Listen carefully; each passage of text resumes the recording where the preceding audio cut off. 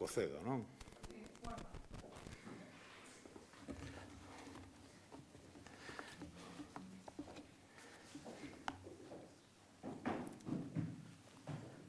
Podemos? Sí? Bueno, pois moi bo día e moitas gracias por asistir a esta rolda de prensa na que imos dar conta do abordado na xunta de portavoces que acaba de ter lugar en a que aprobamos a orde do día do pleno que imos celebrar a vindeira semana. Un pleno no que daremos comenzo nesta legislatura a tramitación dos textos legislativos co debate para a toma en consideración do proxecto de lei de promoción dos beneficios sociais e económicos dos proxectos que utilizan os recursos naturais de Galicia. Estamos a falar, como a súa propia denominación indica, dunha nova lei que xa ven da pasada legislatura, fora aprobada no Consello da Xunta do pasado 21 de decembro, pero que decaeu pola convocatoria de eleccións autonómicas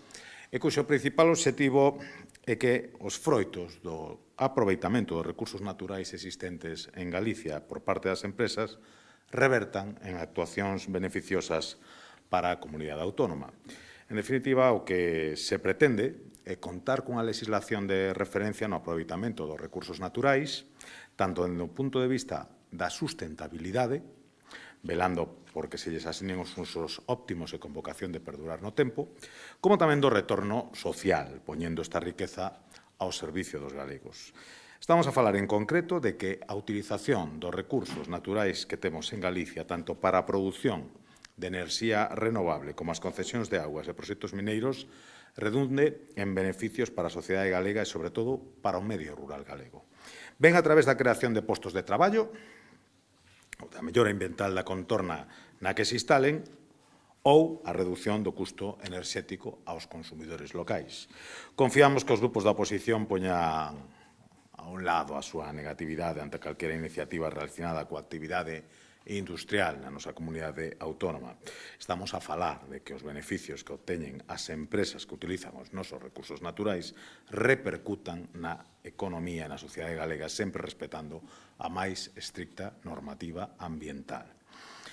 A continuación, a sesión acollerá unha nova comparecencia dun membro do Goberno galego, neste caso toca a quenda a Conselleira de Vivenda e Planificación de Infraestructuras, que dará conta dos proxectos a curto e medio prazo que afronta o seu departamento e que seguiremos, como non pode ser de outro xeito, con fondo de interés. Dentro do apartado de proposicións non de lei, o Grupo Popular urxirá, en primeiro lugar, ao Goberno de España que poña en marcha a Axencia Española de Supervisión da Intelixencia Artificial, a EXIA,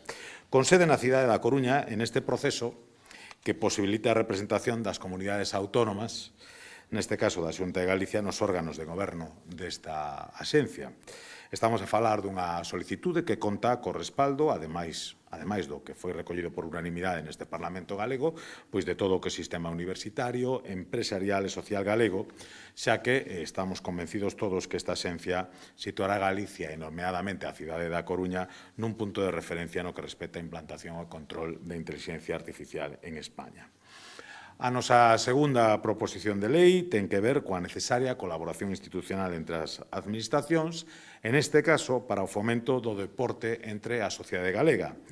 O que pedimos en concreto é a posta en marcha entre a Xunta, Deputacións Provinciais e Concellos do Plan de Pistas Abertas, que, como saben, consiste na posta a disposición de clubes e familias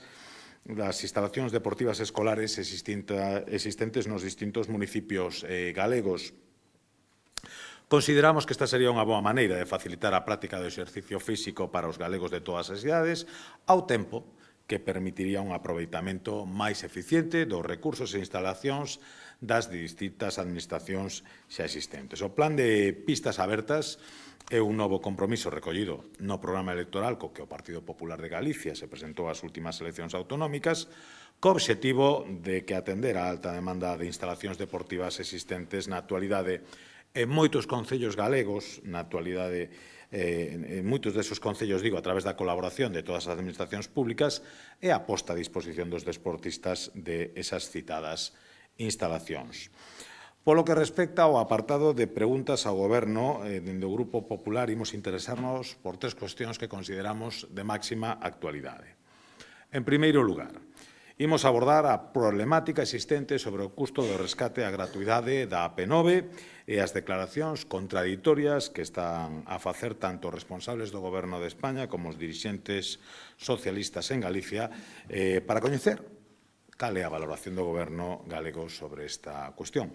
Dende o Partido Popular de Galicia mantemos a nosa aspiración de que a AP9 se xestione desde a Xunta, exixindo que o Goberno de España atenda o acordado polo Parlamento galego e o refrendado no Congreso dos Deputados. Pero certo é que coas sucesivas declaracións realizadas nos últimos días, tanto por parte do Ministro de Transporte como por responsables do socialismo galego, está a crecer a desconfianza sobre a posibilidade de que tanto a transferencia como a gratuidade da AP9 se sean realidade a curto prazo. Pese á satisfacción que supuxo a práctica unanimidade conseguida no Congreso a semana pasada na toma en consideración da proposición de lei para o traspaso da AP9, as dúbidas sobre o cumprimento deste obxectivo foron en aumento día a día, máxime cando o propio ministro pasou de 4.000 a 6.000 millóns de euros o prezo do rescate e a transferencia desta autoestrada en apenas uns días. Diante desta valoración, dende o Grupo Popular, exiximos rigor, un rigor que debería estar sustentado na elaboración polo Goberno de Pedro Sánchez dun estudio serio e minucioso sobre o custo que suporía o rescate e a gratuidade da autovía do Atlántico. É a única forma de que todos xoguemos coas mesmas cartas e coñezamos realmente o que suporía o traspaso e a gratuidade desta autoestrada para as arcas do Estado. Mentras non teñamos ese documento nas mans, sería mellor que deixáramos de lado as declaracións grandilocuentes sen sustento algún e as cambiáramos por propostas serias e contrastadas. A segunda das preguntas que imos formular ao Goberno ten que ver con outro dos grandes temas que están a ocupar importante espazo nos medios de comunicación estes días, o modelo de financiamento singular que o Goberno de Pedro Sánchez está disposto a negociar cos independentistas cataláns a cambio do seu voto para manterse na Moncloa. Galicia dixo moitas veces, non vai permitir que o financiamento das comunidades autónomas se faga de xeito diferenciado con Cataluña, porque esta revisión debe partir dunha negociación multilateral e en situación de igualdade entre todas as comunidades autónomas. O establecemento dun réxime fiscal especial para Cataluña non ten cobertura legal, nin na Constitución, nin no seu Estatuto de Autonomía, nin na Lei Orgánica de Financiamento das Comunidades Autónomas e implicaría o incumprimento dos principios constitucionais de igualdade, capacidade económica, solidariedade e de garantía da prestación de servicios públicos esenciais propios do Estado do Benestar. A realidade é que Galicia precisa máis recursos para contar con maior capacidade financeira que permitan atender os custes diferenciais existentes derivados da dispersión da nosa poboación e do alto grado de envellecemento desta. E xa para rematar, a terceira das nosas preguntas ten que ver coa celebración a partir do 26 de xullo dos Xogos Olímpicos en París e queremos que o Goberno galego nos informe das axudas que habilitou para facilitar aos representantes galegos a súa participación tanto nos Xogos Olímpicos como nos Xogos Paralímpicos. Comprendemos a importancia que ten a axuda que a Xunta poida facilitar aos nosos deportistas, xa que Galicia contará nestes Xogos Olímpicos e Paralímpicos cunha representación récord. Unhas axudas que, ademais, en algúns casos tamén se abriu a membros de corpo técnico, xuíces e incluso os árbitros e, polo tanto, nos interesa saber como estamos colaborando a que eses galegos poñan o nome do noso país de Galicia no mundo e como se adicaron, cantos recursos se adicaron precisamente a facer realidade esa aspiración. E pola miña parte, máis nada, quedo a vosa disposición por se queredes facer algunha pregunta sobre algún tema.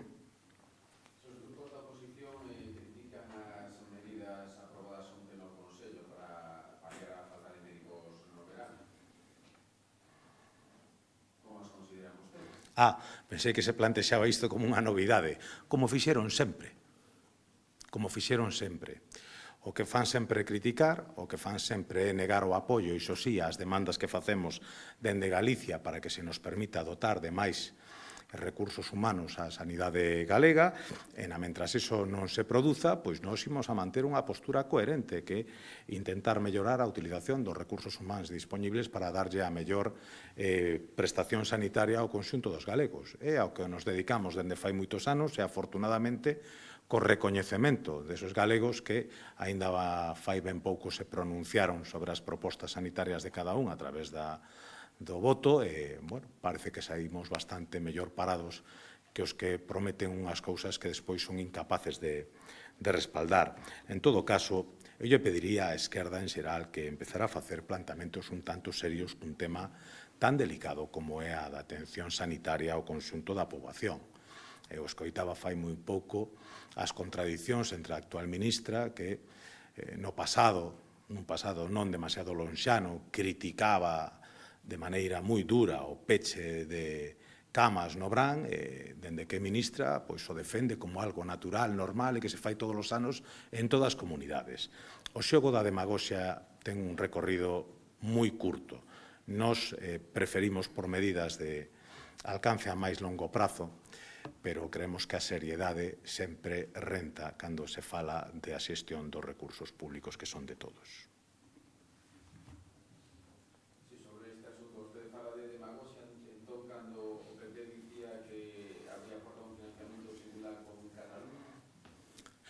Home, demagoxia é coller un programa electoral e extraer del unha frase